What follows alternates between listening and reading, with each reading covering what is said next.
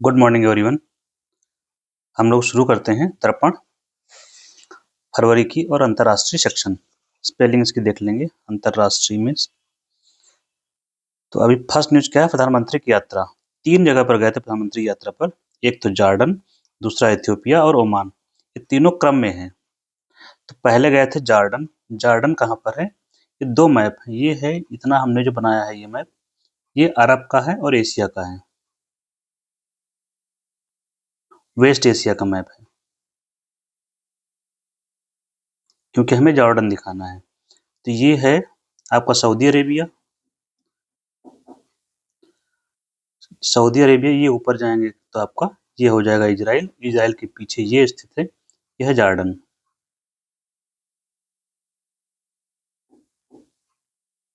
Jordan. तो पहले Jordan के यात्रा पर गए, उसके बाद इथियोपिया। इथियोपिया कहाँ पर है? ये है आपका इथियोपिया।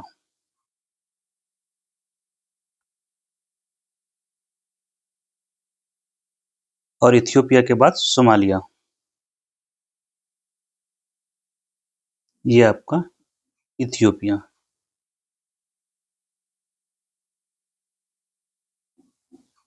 और ये सॉरी सोमालिया है, लेकिन वहां पर भी जाना नहीं हमें। उसके बाद ओमान जाना है। तो इथियोपिया के बाद ये ओमान गए। ये रहा आपका ओमान। 3 यात्राओं का एक क्रम रहा। इथियोपिया की राजधानी क्या है? आदिस अबाबा। जो लिखा हुआ है आप लोग देख रहे हैं। राजधानी याद रखेंगे। और यहीं पर हेडक्वार्टर है अफ्रीकी संघ का, अफ्रीकन यूनियन का। इथियोपिया में ही प्रधानमंत्री को सम्मान दिया गया है, ग्रेट ऑनर निशान ऑफ इथियोपिया। इथियोपिया लिखा हुआ इथियोपिया है। ये प्रधानमंत्री मोदी जी को सम्मान दिया गया है। वहां का हाईएस्ट सिविलियन ऑनर है। जैसे कि भारत का सिविलियन सबसे बड़ा जो नागरिक सम्मान है वो कौन सा है? भारत रत्न। वैसे ही ये। तो ये हो गई इथियोपिया के बारे में। इथियोपिया के बारे में एक बात और याद रखेंगे, जैसे इसको बोलते हैं कि अफ्रीका का रोगी बोला जाता है, या विश्व का रोगी भी शायद बोलते हैं इसको। अफ्रीका का रोगी तो बोलते ही हैं।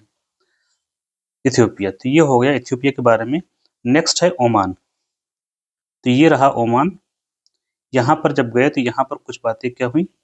तो यहाँ पर ओमान में एक महत्वपूर्ण बात ये हुई कि यहाँ समझौता हुआ सेपा का। ये सेपा साइन हुआ। सेपा क्या है? कंप्रिहेंसिव। आपसे फुल फॉर्म पूछ लिया जाता है, सो फुल फॉर्म तो याद ही कर लेंगे। सी फॉर कंप्रिहेंसिव। कंप्रिहेंसिव का मतलब लगभग चीजों को शामिल करते हुए। Comprehensive economic partnership agreement.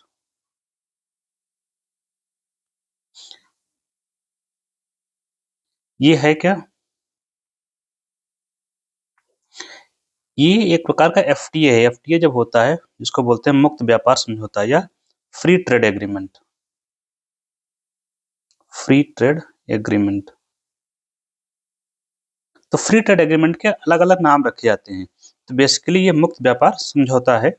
मुक्त व्यापार समझौता अभी हम लोग इकोनॉमिक्स में जब पढ़ेंगे अभी, तो उसमें आएगा न्यूजीलैंड के साथ समझौता हुआ। तो वहां हम थोड़ा डिटेल में चर्चा कर लेंगे इसकी एफटीए के बारे में। नेक्स्ट है ये आर्डर ऑफ ओमान। ये सम्मान दिया गया है मोदी जी को। तो याद करने का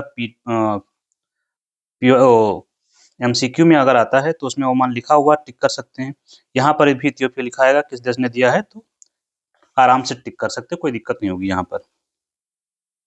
ओमान की राजधानी क्या है? अगर याद रखना, मस्कट। अगर हम ओमान के बारे में देखते हैं यहाँ पर, ये रहा ओमान आपका। ये सारा ओमान है।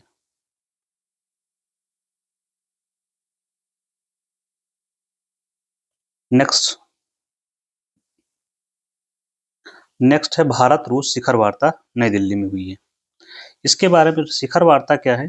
देखो, शिखर वार्ता का मतलब होता है कि जो देश के प्रमुख नेता होते हैं, ये उनकी मीटिंग होती है। देश के प्रमुख नेताओं की। प्रमुख नेता से तात्पर्य जो लीडर होता है, जैसे कि भारत में लीडर कौन है, प्रधानमंत्री होता है, तो ये भारत के प्रधानमंत्री और रूस का जो मुखिया होता है प्रेसिडेंट होता है, तो रशियन प्रेसिडेंट, इनके बीच शिखर वार्ता हुई है। अच्छा, जब भी आप ये चीजें पढ़ रहे हो तो नाम जरूर याद रखिए। रशियन प्रेसिडेंट कौन है, व्लादिमीर पुतिन।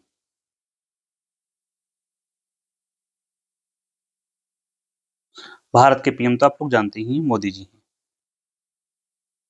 तो इन दोनों की संयुक्त मीटिंग हुई है। कहाँ हुई है, दिल्ली में, क्योंकि हर बार ये होता है अल्टरनेट, इस बार हमारा नंबर आया दिल्ली में हुई। 23वीं वार्ता थी। इसमें व्यापार का लक्ष्य रखा गया है कि दोनों देश व्यापार करेंगे और 100 अरब डॉलर तक पहुंचाएंगे। व्यापार में निर्यात और आयात दोनों शामिल होता है। 2030 तक का टारगेट है। ठीक। नेक्स्ट है स्थानीय मुद्रा में व्यापार की सहमति। ये स्थानीय मुद्रा से तात्पर्य क्या है, स्थानीय मुद्रा इंग्लिश में लोकल करेंसी। ये लोकल करेंसी मतलब दोनों देशों के बीच की जो करेंसी है, भारत है एक तरफ और दूसरी तरफ है रूस। तो रूस की मुद्रा क्या है, रूबल। भारत की मुद्रा आप लोग जानते हैं, रुपी या रुपया, या रुपये का सिंबल हो गया। तो हम इसमें व्यापार करेंगे, मतलब अगर रूस से भारत कोई सामान मंगाएगा तो भारत रुपए में भुगतान कर देगा, और रूस अगर भारत से कोई सामान मंगाता है तो रूबल दे देगा। अभी तक कैसे होता है भुगतान, अभी तक हम लोग करते हैं पेमेंट डॉलर में। डॉलर कहाँ की मुद्रा है, अमेरिका की, तो अमेरिकी डॉलर में होता है अभी व्यापार। तो ये एक बड़ी समस्या हो जाती है, अगर डॉलर आप किसी देश के पास नहीं है या उसकी कमी है तो व्यापार करना मुश्किल हो जाता है। इसीलिए लोकल करेंसी में व्यापार पर सहमति, काफी दिनों से बातचीत चल रही है इस पर, तो अभी सिर्फ सहमति हुई है। जैसे अभी हमारा बैठक होने वाला है ब्रिक्स का, कहाँ, भारत में होगी इस बार बैठक, ब्रिक्स 2026, ये कहाँ होगा, भारत में। तो इसमें भी इस पर चर्चा होगी। तो ब्रिक्स में जो 10-11 देश हैं वो इस बात पर सहमति अगर बन जाती है तो स्थानीय मुद्रा में व्यापार शुरू हो जाएगा, जो ब्रिक्स के कंट्रीज हैं। तो ये काफी ज्वलंत मुद्दा है लोकल करेंसी का। अच्छा, जब भी लोकल करेंसी में व्यापार की बात आती है तो एक शब्द इस्तेमाल किया जाता है इसके लिए, dedollarisation. Dedollarisation Hindi में वी डॉलरीकरण शायद होता है। डॉलराइजेशन से तात्पर्य यहाँ डॉलर से है। डॉलर मतलब डी का मतलब होता है जब डी ई लगता है उससे मुक्त होना या उससे दूर जाना, तो यहाँ पर डॉलर का यूज कम करना, डॉलर का यूज कम करना या डॉलर की जगह अन्य मुद्रा का प्रयोग, अन्य मुद्रा का प्रयोग, दोनों ही बातें सही हैं। अन्य मुद्रा का प्रयोग किस लिए प्रयोग करेंगे, मुद्रा का प्रयोग होता है व्यापार के लिए या लेन देन के लिए, व्यापार के लिए। कौन सा व्यापार, ये अंतरराष्ट्रीय व्यापार की बात हो रही है, क्योंकि घरेलू व्यापार में विदेशी मुद्रा का क्या काम है ना। तो इसको बोलते हैं डी डॉलराइजेशन। तो स्थानीय मुद्रा में व्यापार पर सहमति, स्थानीय मुद्रा पर जब कोई बात होती है कि स्थानीय मुद्रा में व्यापार किया जाएगा या डी डॉलराइजेशन, तो दोनों एक ही बातें हैं। कैसे, डॉलराइजेशन, सॉरी, जैसे इस समय व्यापार होता है डॉलर में और डॉलर की जगह लोकल करेंसी में व्यापार करेंगे तो ये स्थानीय मुद्रा में व्यापार हो गया, और इसी को बोला जाएगा डी डॉलराइजेशन। तो ये आपस में जुड़े हुए हैं। यहाँ मुख्य बात जो हुई, परमाणु ऊर्जा में सहयोग पर सहमति हुई। अच्छा, ये हमारे लिए बहुत जरूरी है।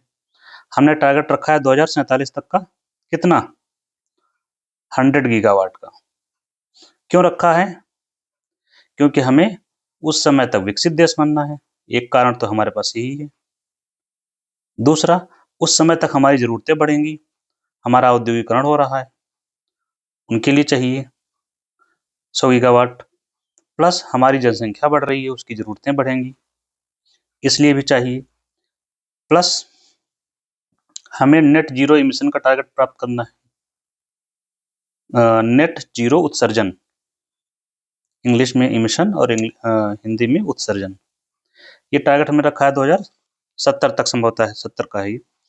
तब प्राप्त करना है। तो इन सब चीज़ों के लिए हमें परमाणु ऊर्जा चाहिए। इसीलिए आपने अभी लास्ट टॉपिक हम लोगों ने जो पढ़ा था नेशनल में, तो आपने जो नया बिल आया है शांति बिल, उसका पर्पज़ क्या है? यही है, शांति बिल हुआ। तो परमाणु ऊर्जा में सहयोग करना एक लक्ष्य है भारत और रूस के बीच में। इसके साथ याद कर सकते हैं हम, जैसे रूस के साथ सहयोग कर रहे हैं, जो केरला का कुडनुकुलम प्लांट है, Kudankulam power plant, nuclear power plant है। ये कहाँ है? केरल में है। सॉरी, केरल नहीं, तमिलनाडु का है।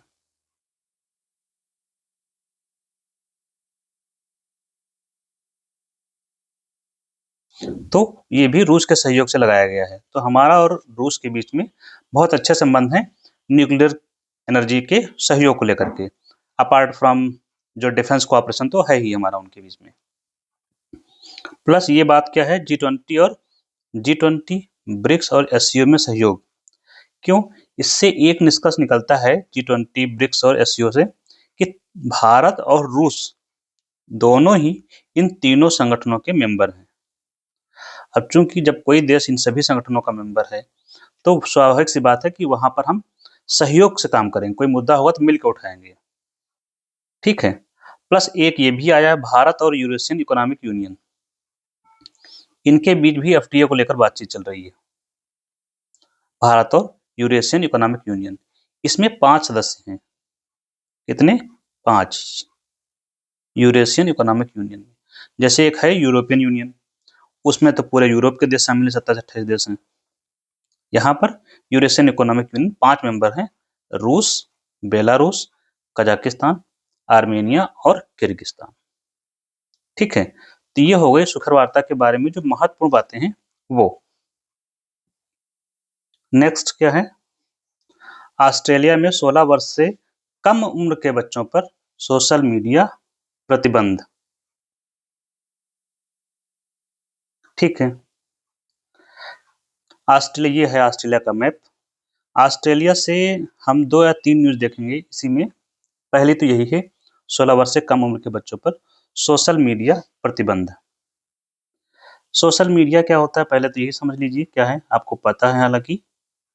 जैसे कि सोशल मीडिया प्लेटफॉर्म में फेसबुक, नाम याद रखेंगे, 2-4 नाम तो याद ही कर लीजिए कम से कम। ट्विटर, इसके अलावा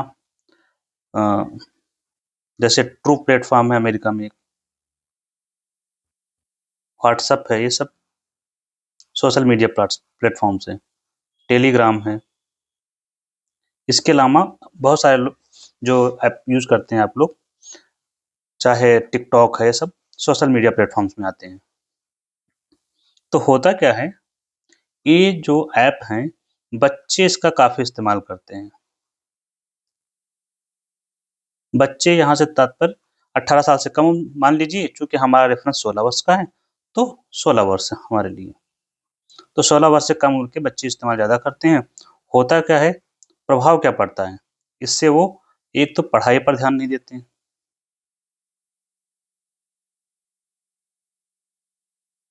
पढ़ाई पर ध्यान नहीं, प्लस चूंकि ये यंग एज होती है और इसमें एक्टिविटी बहुत सारी करनी होती है, जैसे स्पोर्ट्स एक्टिविटी, तो स्पोर्ट्स या जो एक्स्ट्रा करिकुलर एक्टिविटी होती हैं, मतलब जो एक्स्ट्रा करिकुलर एक्टिविटी आपको हम कैसे समझाएं, जैसे कि गेम है, सिंगिंग है, या कोई बजाना सीखना है, जैसे कि फ्लूट है, बंसी बजाना, या गिटार है। ये सब क्या है, पढ़ाई के साथ साथ ये सब चीज़ें एक्स्ट्रा करिकुलर एक्टिविटी में आती है। तो बच्चे इन एक्टिविटीज़ में न जा करके फेसबुक या जो सोशल मीडिया प्लेटफॉर्म से वहाँ पर अपना समय खराब करते हैं, तो बच्चे कहीं न कहीं उनका जो डेवलपमेंट है वो बाधित होता है। प्लस वहाँ पर कई तरह की प्रतिस्पर्धाएँ होती हैं, बच्चे मैच्योर नहीं होते हैं, तो उन पर मानसिक दबाव बनता है, कहीं न कहीं मानसिक और भावनात्मक दबाव रहता है। कई बार क्या होता है, वहाँ का जो कंटेंट होता है वल्गर कंटेंट होता है।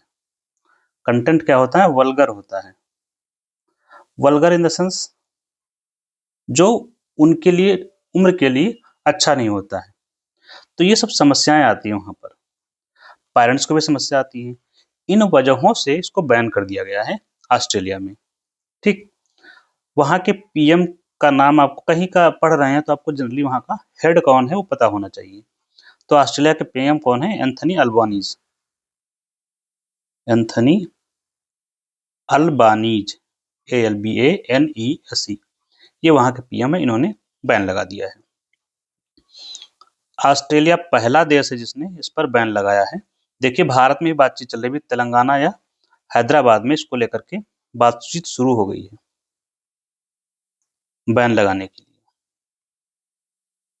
और अगर ये सोशल मीडिया प्लेटफॉर्म जो फेसबुक, ट्विटर, ये व्हाट्सएप, टेलीग्राम अगर उल्लंघन करते हैं, मतलब 16 वर्ष से कम के बच्चों के भी अकाउंट खोलते हैं या जो खुले हुए अकाउंट उनको बंद नहीं करते हैं, तो उनके ऊपर लगेगा पेनल्टी 5 करोड़ की, 5 करोड़ तक।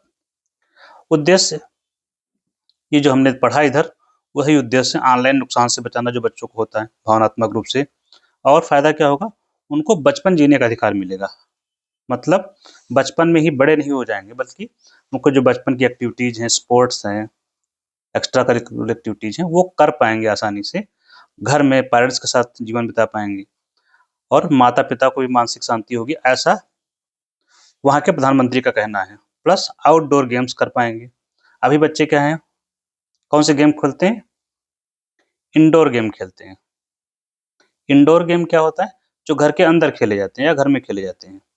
जैसे कि सबसे अच्छा तो मोबाइल गेम ही, डिजिटल गेम्स खेल लेते हैं। तो अब आउटडोर गेम में बच्चों का मन लगेगा, जैसे कि क्रिकेट मान लीजिए, घर के बाहर खेलते हैं, फुटबॉल है, टेबल टेनिस है, तो ये सारे आउटडोर गेम्स में आते हैं। इन कारणों की वजह से सोशल मीडिया प्लेटफॉर्म पर ऑस्ट्रेलिया में बैन लगाया गया है। हमारे यहाँ तो ऐसी स्थिति नहीं है। कोई भी बच्चा जो 1 साल का है, उसका कुछ भी नाम है, उसका अकाउंट खोला जा सकता है सोशल मीडिया पे, चाहे फेसबुक हो या कोई भी हो। तो इन वजहों से लगाया गया। तो भारत में भी काफ़ी हद तक इसकी ज़रूरत महसूस की जा रही है। होता क्या है कि कई बार बच्चे भिन्न-भिन्न जो अपराध होते हैं उसका शिकार हो जाते हैं, इसलिए भी इनके लिए आवश्यक है यहाँ पर। नेक्स्ट चलते हैं, फिर ऑस्ट्रेलिया से ही न्यूज़। ऑस्ट्रेलिया में एक बीच है, बोंडी बीच। कहाँ पर? सिडनी में। सिडनी कहाँ है? ये यहाँ पर सिडनी है। तो यहाँ पर एक बोंडी बीच है, वहीं पर हमला हुआ था।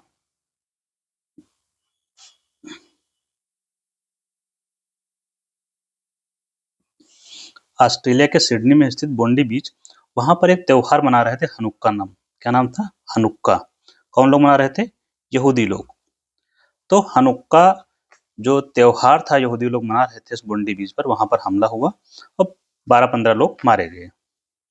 चूंकि ऑस्ट्रेलिया जैसे देशों में हुआ हमला, एक प्रकार का ये जो हमला हुआ है, ये टेरर हमला था, टेरर अटैक या आतंकी हमला था। तो चूंकि भारत के ऑस्ट्रेलिया से संबंध अच्छे हैं, तो भारत ने भी इसका विरोध किया है कि भाई आतंकवाद के प्रति जीरो टॉलरेंस की नीति रखी जाएगी, हम भी रखेंगे और ऑस्ट्रेलिया भी रखेगा। तो ये टेरर अटैक था, इसमें जो लोग मारे गए। हनुक्का याद रखेंगे क्योंकि त्योहार का नाम कभी-कभी पूछ लिया जाता है, यहूदी समुदाय का है। इसी दिन को, जिस दिन हमला हुआ 21 दिसंबर को, उसको नेशनल डे ऑफ रिफ्लेक्शन के रूप में मनाने का घोषणा की गई है, या राष्ट्रीय चिंतन दिवस। कहाँ? ऑस्ट्रेलिया में। ये दिन याद रखेंगे, हो सकता है पूछ लिया जाए। ये आतंकवाद के प्रति जीरो टॉलरेंस की नीति, सहिष्णुता नहीं होगा, सहिष्णुता होगा, जीरो टॉलरेंस पॉलिसी।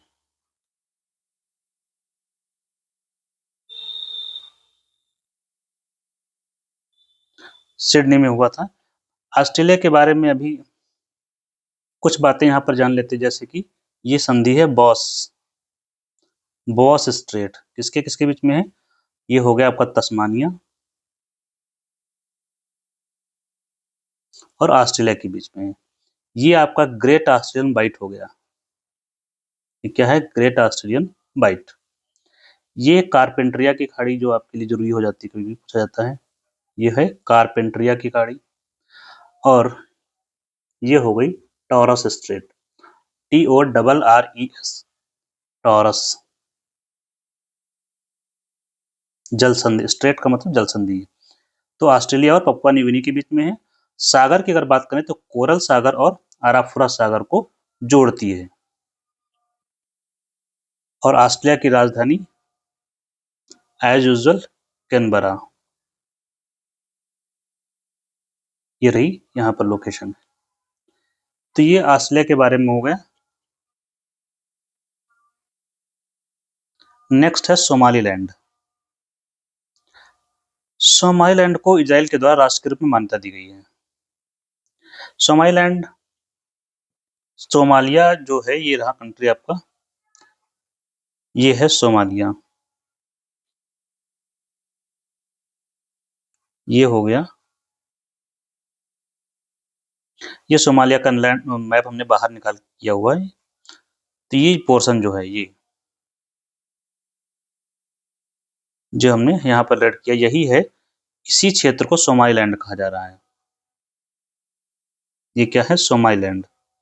तो ये सोमालिया का ही हिस्सा है प्रेजेंटली, लेकिन यहाँ पर इनका अपना प्रेसिडेंट है, अपनी मुद्रा है, अपनी मुद्रा, अपना पासपोर्ट सब है इनके पास, लेकिन अभी देश के रूप में मान्यता इसको नहीं मिल पाई है सोमालीलैंड को। तो इसको मान्यता देने वाला पहला देश कौन है? इजराइल। सोमालीलैंड को इजराइल ने मान्यता दे दी है। सबसे पहला देश है इजराइल जिसने मान्यता दी है सोमालीलैंड को एक देश की तरह। ठीक है। तो ये अफ्रीका में है ही, ये अफ्रीका का मैप है बिना डाउट के। इसके आसपास की अगर कंट्रीज देखें कौन कौन सी हैं, देखिए ये है केन्या, ये है इथियोपिया, अभी पढ़ रहे थे हम लोग, इथियोपिया। इसके बगल में ये है आपका जिबूती, और जिबूती, और ये है, हमें इतने से ही काम है फिलहाल। तो ये उसके आसपास के देश हैं। यहाँ पर एक क्वेश्चन पूछा जाता है हॉर्न ऑफ अफ्रीका को लेकर के, कि हॉर्न ऑफ अफ्रीका क्या होता है। तो हॉर्न ऑफ अफ्रीका में 4 देश शामिल हैं।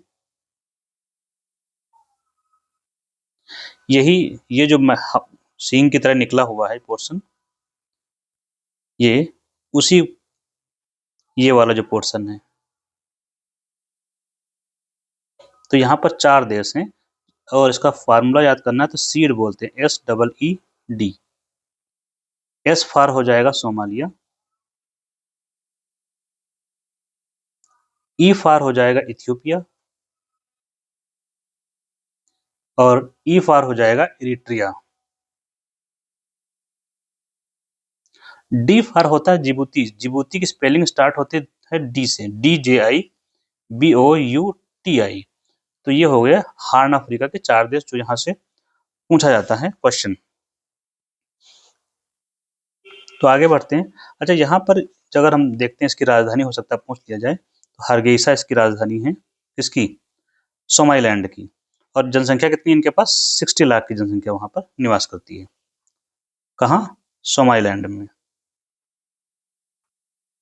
एक चीज यहाँ पर ये हो सकती है, यहाँ पर दिक्कत क्या है जब किसी देश को मान्यता दी जाती है। देखिए, चूंकि ये सोमालिया का भाग है सोमालीलैंड, तो किसी भी देश से किसी भूभाग को अलग करके एक अलग देश के रूप में मान्यता देना, ये उल्लंघन होता है किसका? संप्रभुता का, और संप्रभुता और क्षेत्रीय अखंडता का। ये बहुत, दोनों ही शब्द IR में बहुत कॉमन है। क्षेत्रीय क्षेत्रीय अखंडता का मतलब क्या हुआ? अखंड का मतलब जो अलग ना हो, इसको अलग कर दिया एक देश के रूप में मान्यता देकर के इजराइल ने, तो इसका उल्लंघन। संप्रभुता का मतलब होता है निर्णय लेने की क्षमता। तो निर्णय लेने की क्षमता किसके पास है? सोमालिया के पास है। वो कैसे अलग हो सकता है? सोमालीलैंड अलग नहीं हो सकता। तो जैसे भारत में निर्णय लेने की क्षमता भारत के पास है, अब ये नहीं हो सकता कि कोई देश कि हमारे भारत के किसी भी भाग को, चाहे नॉर्थ ईस्ट हो या नीचे का साउथ का भाग हो, उसको कहे कि ये अलग देश है, ये नहीं हो सकता। ये हमारी संप्रभुता और क्षेत्रीय अखंडता का मामला है। तो वैसे ही यहाँ भी एप्लीकेबल है। ठीक है, तो जब इसका उल्लंघन हुआ तो स्वाभाविक सी बात है कुछ देश इसके विरोध में होंगे। तो विरोध में कौन से देश होंगे? जो यहाँ पर स्थित हैं, देश या संगठन। तो इजराइल के द्वारा जो मान्यता दी गई है, इसका विरोध किसने किया है? सोमालिया तो करेगा ही करेगा। अफ्रीकी संघ है, अफ्रीकन यूनियन, इसने विरोध किया है। दूसरा अरब लीग है, जो अरब देशों का संगठन है। और एक है जीसीसी, गल्फ कोऑपरेशन काउंसिल, इन लोगों ने विरोध दर्ज करवाया है। फिलहाल आपके लिए लोकेशन जरूरी है। तो सोमालीलैंड के साथ जो बाउंड्री लगती है, एक तो इथियोपिया की और दूसरी जिबूती के साथ। तीसरा अगर कहेंगे तो ये सोमालिया से लगा देंगे आप बाउंड्री, क्योंकि सोमाली लैंड की हम बात कर रहे हैं इसलिए। ठीक है, नेक्स्ट चलते हैं हम लोग परमाणु संयंत्र को लेकर के। तो जापान के द्वारा निर्णय लिया गया है एक परमाणु संयंत्र को फिर से चालू करने का, जो कि विश्व का सबसे बड़ा संयंत्र है। नाम क्या है? काशीवाजाकी। ये पूरा नाम है काशीवाजाकी करीवा परमाणु संयंत्र, विश्व का सबसे बड़ा संयंत्र है। क्यों इसको चालू करने का निर्णय लिया गया है और जरूरी क्यों है? ये है आपका मैप जापान का। फुकुशिमा इवेंट जो थी, ये 2011 में हुई थी। वहां पर जो सुनामी आई, उससे इसमें हो गई थी लीकेज, और लीकेज की वजह से इससे रेडिएशन निकला, मतलब जल का पोल्यूशन बहुत तेजी से हुआ। वो भी रेडिएशन कौन सा? जो रेडियो एक्टिव रेडिएशन होता है वो। तो काफी खतरा हुआ, नुकसान हुआ, इस वजह से इसको बंद कर दिया गया था। और इसके बाद जो जापान था, उसने कई जो अन्य संयंत्र थे उनमें भी जो है उत्पादन के स्तर को कम किया था, या बाकी संयंत्रों को बंद करने की बात चल रही थी। क्योंकि जब संयंत्र बंद करने की बात चल रही है न्यूक्लियर पावर को, और ऐसे समय इसको खोला जाए कि परमाणु संयंत्र को, जो कि लार्जेस्ट परमाणु संयंत्र है, तो न्यूज में होना स्वाभाविक सी बात है कि एक देश जो विरोध कर रहा था वो उसके फेवर में कैसे हो गया। ठीक है, तो क्यों किया गया? क्योंकि वहां पर इसकी जो मांग है, किसकी? विद्युत ऊर्जा की। नाभिकीय संयंत्र से क्या निकलता है? जरूरत क्यों है हमें? विद्युत की मांग।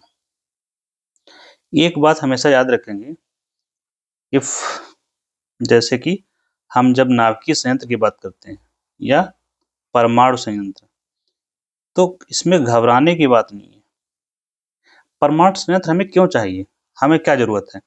सिर्फ एक ही तो काम है इसका, ले देके, वो क्या है? विद्युत बनाता है। परमाणु संयंत्र विद्युत बनाता है। हम इससे विद्युत का उत्पादन करते हैं, और जब विद्युत इससे बनती है ना, फायदा क्या होता है? एक तो सस्ती होती है, दूसरी विश्वसनीय है, रिलायबल है। रिलायबिलिटी से क्या तात्पर्य है? विश्वसनीय मतलब ये कि 24/7 इंटू 365, मतलब वर्ष के 12 महीना ये चालू रह सकती है। ये नहीं हो सकता कि ठंडी में जो है उत्पादन नहीं होगा, गर्मी में उत्पादन नहीं होगा, वर्षा नहीं होगी तो नहीं होगा। इसकी किसी पर भी निर्भरता नहीं है ऐसी चीजों पर। जैसे कि पवन ऊर्जा है, हवा चलेगी तभी बनेगी। सौर ऊर्जा है, सूर्य निकलेगा तभी होगी। ठंडी में सूर्य कम निकलता है तो उत्पादन कम होता है, नहीं होता है। रात में सौर ऊर्जा नहीं बन सकती। तो ऐसी कोई प्रॉब्लम नहीं, यही है रिलायबिलिटी। प्लस इससे उत्सर्जन जो होता है जीरो होता है, जीरो इमिशन, जीरो कार्बन उत्सर्जन। और जब ये कार्बन उत्सर्जन जीरो होता है तो CO2 वाला जो टारगेट्स रखे हुए हैं, कहाँ पर? यूनिसेफ में, सॉरी UNFCCC में, वो टारगेट पूरा करना है। प्लस तो इससे होता क्या है कि फॉसिल फ्यूल यूज कम होगा, फॉसिल फ्यूल कम इस्तेमाल होगा।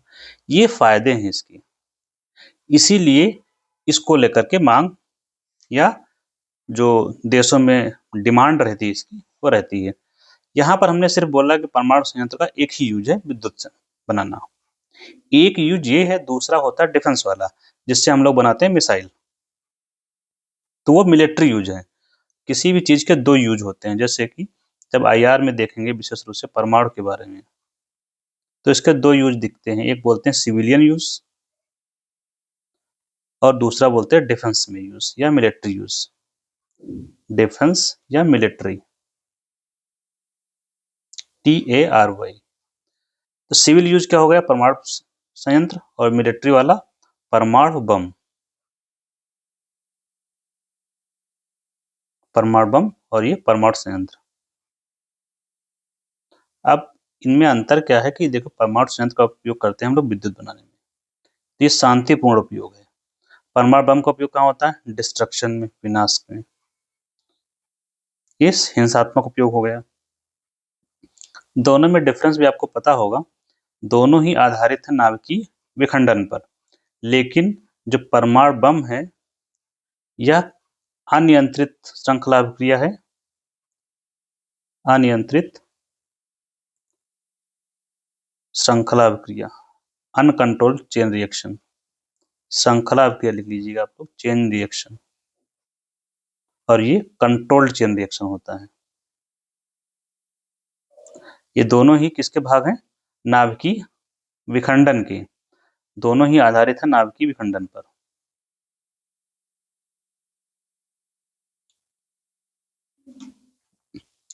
तो ये हो गया फुकुशिमा का नेट जीरो इमिशन का टारगेट, इनका 2050 तक का है, तो उसमें हेल्पफुल होगा। जीवाश्म ईंधन पर निर्भरता कम होगी। एआई डेटा सेंटर जो होते हैं, जैसे आजकल हम लोग चैट जीपीटी यूज करते हैं, बहुत सारे एआई जो ऐप हैं यूज होते हैं, तो वहाँ विद्युत की मांग ज़्यादा होती है। तो ये कुछ कारण हैं जिनकी वजह से वहाँ मांग बढ़ेगी विद्युत की, और चूंकि विद्युत की मांग बढ़ेगी तो उसका विकल्प क्या है, परमाणु संयंत्र। यही लॉजिक जो हमने आपको समझाया है अभी, सेम लॉजिक आपने अभी देखा, हमने भारत के संदर्भ में भी बताया था। तो ये परमाणु संयंत्र का जो लॉजिक है समझने का, लिखने का, वो सेम लॉजिक है, कहीं पर भी लगाना है। ठीक है, नेक्स्ट क्या है, भारत एशिया में तीसरी बड़ी शक्ति, ऑस्ट्रेलिया थिंक टैंक। इनकी रिपोर्ट है, ऑस्ट्रेलिया का एक थिंक टैंक है, उसका नाम है लोवी इंस्टीट्यूट। इन्होंने एक इंडेक्स जारी किया जिसका नाम है एशिया पावर इंडेक्स। चूंकि ये इंडेक्स है तो इसमें रैंक जो है, पैमाना क्या है, 0 से 100 के बीच में, तो जिसको जितना ज्यादा नंबर वो उतना पावरफुल। तो इन्होंने कैटेगरी बनाई है, उसमें एक पहली कैटेगरी है super power category, super power देश। तो इसमें दो देशों को भी जो है स्थान मिल पाया, पहला है अमेरिका और दूसरा है चीन, सुपर पावर। और मेजर पावर में तीसरा नंबर आता है, मतलब मेजर पावर में पहला, इनके इंडेक्स में तीसरा नंबर, तो मेजर पावर में एकमात्र देश है भारत। इस तरह से भारत तीसरी बड़ी शक्ति बना एशिया में। अब यहाँ सुपर पावर जब हम एशिया में देख रहे हैं, तो अमेरिका कैसे आ गया, अमेरिका स्थित वहां पर है, लेकिन पावरफुल इसके जो मिलिट्री बेसिस होते हैं उसके बेसिस पर कई पैरामीटर्स है जिसके बेसिस पर यह अनुमान लगाया गया। थिंक टैंक उतना जरूरी है नहीं, बट न्यूज है नहीं यहाँ पर, इस वजह से हो सकता है आपसे पूछ लिया जाए, तो याद रखेंगे कि एशिया पावर इंडेक्स में 3 लोग कौन से हैं। नेक्स्ट है, भारत न्यूजीलैंड स्वतंत्र व्यापार समझौता पूरा हो गया। न्यूजीलैंड, ये है न्यूजीलैंड, ये आप जानते ही हैं, तस्मानिया है, अभी हम पढ़ चुके हैं। तो ये न्यूजीलैंड हो गया, इसी के साथ भारत का समझौता हुआ है। कौन सा, स्वतंत्र व्यापार समझौता, इंग्लिश में हो जाएगा FTA, free trade agreement.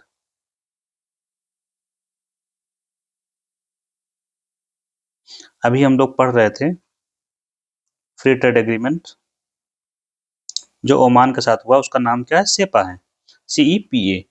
Free trade agreement में फ्री पर फोकस करिए, ट्रेड पर फोकस करिए। इसमें क्या है मुफ्त में, एक तो हिंदी में यूज करते हैं मुक्त व्यापार और एक यूज करते हैं स्वतंत्र व्यापार, दोनों एक ही बात है, इंग्लिश में फ्री ट्रेड ही होता है दोनों का। मुक्त किस बात से मुक्त है, ये फ्री किस चीज से, ड्यूटी फ्री है बेसिकली, ड्यूटी, इंपोर्ट ड्यूटी, कोई देश किसी चीज को जब आयात करता है तब उस पर टैक्स लगाता है, जिसको बोलते हैं इम्पोर्ट ड्यूटी। तो इम्पोर्ट ड्यूटी इसमें क्या होगी, या तो 0% हो जाएगी या तो ये लोग कम कर देते हैं।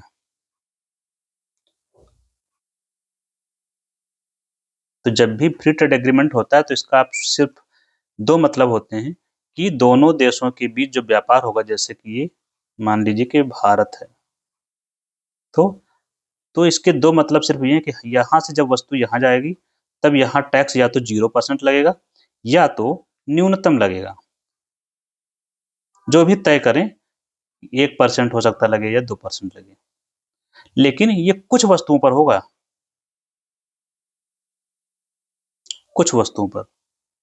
इसके लिए एक शब्द यूज करते हैं टैरिफ लाइन, ठीक है। तो कुछ वस्तुओं पर, लेकिन अधिकांश वस्तुओं पर 0 होगा।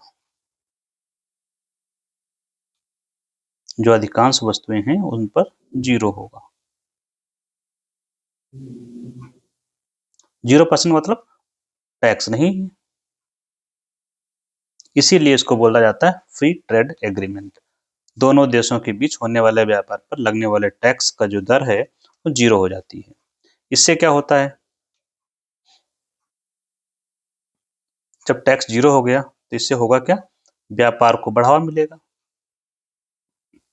व्यापार में वृद्धि होगी, व्यापार में वृद्धि होगी तो जीडीपी बढ़ेगी, जीडीपी बढ़ेगी तो बढ़ रही, इसका मतलब उत्पादन तो बढ़ ही रहा है, उत्पादन बढ़ेगा तो रोजगार भी बढ़ेगा।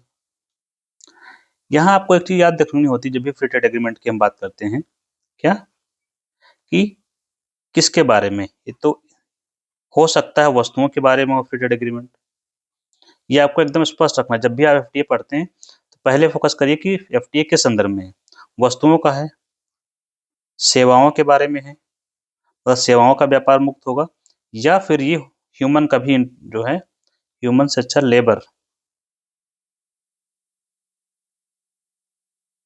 लेबर का मतलब श्रम, और श्रम का मतलब जो लोग जाते हैं, तो लोग जो काम करने के लिए दूसरे देश में जाते हैं, तो क्या शामिल किया गया है, वस्तुएं शामिल हैं या सेवाएं शामिल है या श्रम भी शामिल है, मतलब श्रम का भी मुक्त रूप से आवागमन होगा, मतलब लोग इधर से उधर जा सके, दोनों देशों में आ सकें और जा सकें।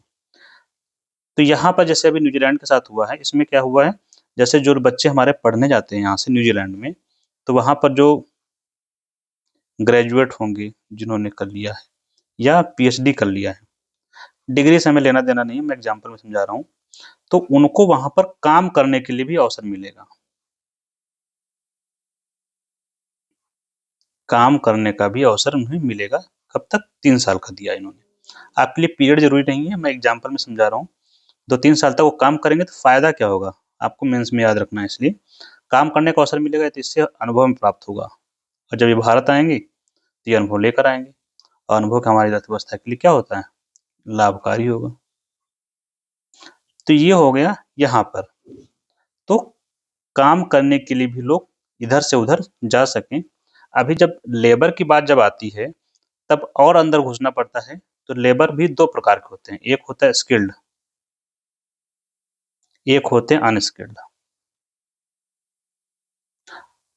गैर कौशलीकृत। ये वो लोग होते हैं जो मैनुअल काम करते हैं, हाथ से काम करने वाले लोग जो होते हैं, जैसे कि जो शारीरिक श्रम विशेष रूप से, जैसे कि जो गांव में खेती करते हैं, जो श्रम, खेती के लिए जो मजदूर बुलाए जाते हैं वो अनस्किल्ड में आते हैं, या जो आप नरेगा वाले हैं वहाँ जो लोग काम करते हैं वहाँ पर अनस्किल्ड काम मिलता है।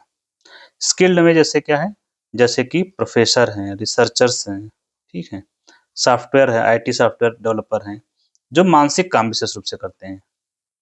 तो इनमें जब होगा तो आपको ये देखना पड़ेगा कि स्किल्ड है कि अनस्किल्ड वाले के लिए दिया जा रहा है। तो एफटीए का जो मूल पर्पज यही है, व्यापार में वृद्धि। अब चूंकि यहाँ पर एक चीज और हम समझाएंगे, भारत और न्यूजीलैंड का समझौता ऐसे समय हुआ है जबकि भारत काफी बुरे दौर से गुजर रहा है। कैसे, क्योंकि देखिए अमेरिका ने भारत के ऊपर टैरिफ लगा दिया है, यूएसए द्वारा टैरिफ लगा दिया गया है 50% तक, मान के चलिए, ठीक। तो इससे होगा क्या, भारत का व्यापार क्या हो जाएगा, कम होता है।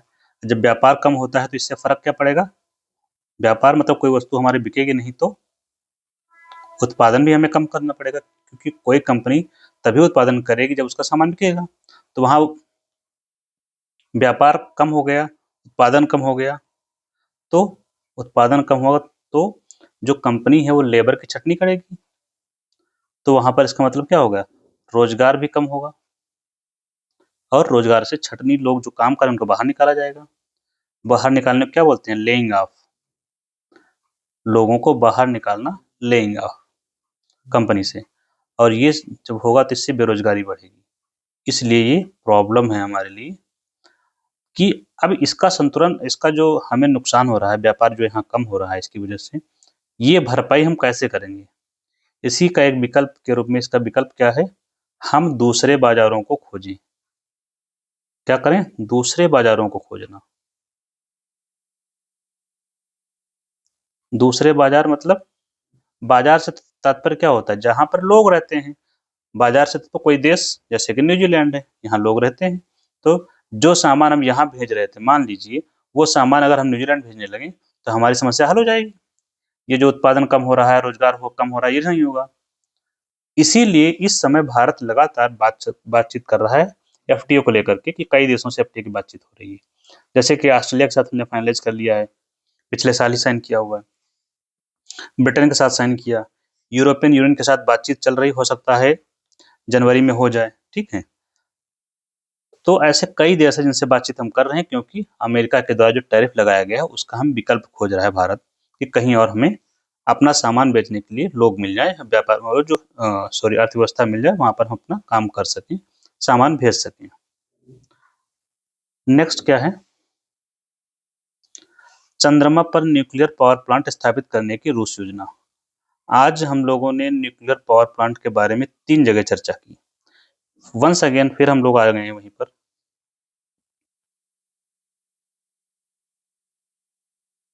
परमाणु संयंत्र, अभी आपको याद हो गया होगा, ये आधारित होता है किस पर? नाभिकीय विखंडन पर, न्यूक्लियर फिजन पर। और नाभिकीय विखंडन की भी नियंत्रित अभिक्रिया होती है, कंट्रोल्ड, नहीं तो बम ब्लास्ट कर जाएगा। तो इससे क्या करते हैं? अब आप बोलिए, क्या उत्पादन करते हैं इससे? एक ही काम है, विद्युत। इस विद्युत का उपयोग कहीं भी कर सकते हैं।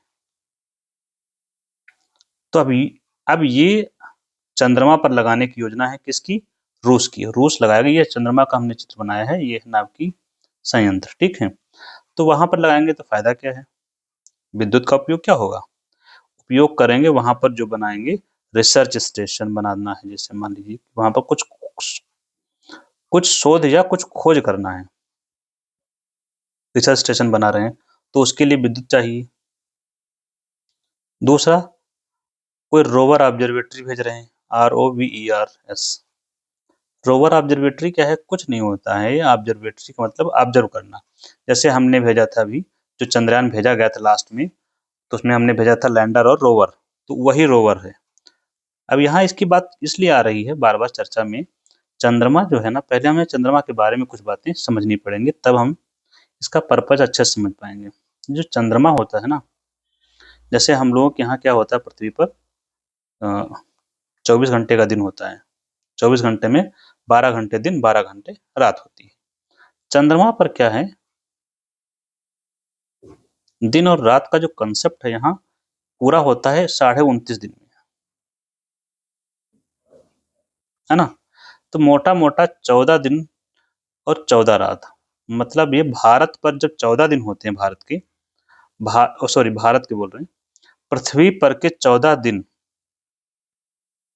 उसके एक दिन के बराबर होते हैं, और यहाँ के जो 14 दिन होते हैं उसकी एक रात के बराबर होते हैं। मतलब अभी 29.5 दिन में 14 जो है दिन में होते हैं, 14 दिन रात होती है। होप सो समझ गए होंगे। मैं 1 से 29 दिन लिखता हूँ सीधे सीधे, ये मान लीजिए कि दिन है, तो इसमें 1 तारीख से 14 तारीख तक वहाँ पूरा का पूरा दिन रहेगा, फिर 15 तारीख से 29 तारीख तक वहाँ रात रहती है। अभी आप लोग कंफर्म हो गए। अब प्रॉब्लम आती है, जो 14 दिन का जो वहाँ दिन होता है और 14 दिन की जो रात होती है, तो इस रात वाले पीरियड की समस्या होती है। क्यों यहाँ पर जब हम कोई प्लांट भेजते हैं चंद्रमा पर, जैसे कि हमने जब भेजा था रोवर अपना, भारत ने जो भेजा था, तो वहाँ पर समस्या क्या हुई, 14 दिन तक वो काम कर पाएगा। क्यों? क्योंकि 14 दिन तक ही सौर ऊर्जा मिलती है, सोलर एनर्जी। हम उस पर लगा के भेजते हैं सोलर पैनल, उस सोलर पैनल बनाते हैं विद्युत और उससे चलता है वो रोवर, अपने सारे प्रयोग करता है। लेकिन 14 दिन के बाद वहाँ शुरू हो जाती है रात, और रात चलेगी लगातार 14 दिन तक, और जब 14 दिन तक रात चलेगी तो उसकी ऊर्जा हो जाती है खत्म। ऊर्जा खत्म, ऊर्जा खत्म तो मिशन खत्म। एक प्रॉब्लम तो यही है। दूसरा ये भी आता है, जो 14 दिन तक होता क्या है ना, जो 14 डेज तक नाइट रहती है, इस दौरान तापमान एकदम नीचे चला जाता है, 0 डिग्री सेंटीग्रेड से बहुत नीचे हो जाता है। तापमान 0 से नीचे चला गया तो जो उसमें इंस्ट्रूमेंट होते हैं, डिवाइसेज होती हैं, वो काम करना बंद कर देती हैं। तो इनको भी तापमान ठीक से मिलता रहे, इसके लिए भी ऊर्जा चाहिए। तो कोई वहाँ पर ऑब्जर्वेटरी हो या कोई रिसर्च स्टेशन हमें बनाना है, तो उसके लिए चाहिए ऊर्जा। क्यों? क्योंकि वहाँ 14 दिन का दिन और 14 दिन की रात होती है। पृथ्वी के जो 14 दिन होते हैं, इस वजह से वहाँ जो रात वाला जो पीरियड है 14 दिन का, उसके लिए ऊर्जा की आपूर्ति हमें नियमित रूप से चाहिए, चूँकि सौर ऊर्जा दे नहीं पाती है हमें। तो उसी लिए यहाँ पर बनाया जा रहा है रिसर्च स्टेशन, वो परमाणु संयंत्र बना रहे हैं। पर्पज ये है, क्यों वहाँ पर बनाने की बात चल रही है। तो ये अगले 10 सालों में इनकी योजना है। योजना तो रूस की है, वहाँ पर दोनों मिलकर एक स्टेशन बना रहे हैं, ये रिसर्च स्टेशन। इस पर फोकस करिए, रिसर्च स्टेशन। लूनर शब्द जो है ना, हमेशा चंद्रमा का के लिए इस्तेमाल होता है। लूनर का मतलब ही है चंद्रमा। प्लस रोवर ऑब्जर्वेटरी बनाएंगे तो वहाँ पर इनके लिए रिसर्च करना, जानकारी जुटाना आसान हो जाएगा। तो ये हमने चंद्रमा के बारे में भी जान लिया फाइनली। इसी के साथ हम लोग खत्म करते हैं। Thank you very much.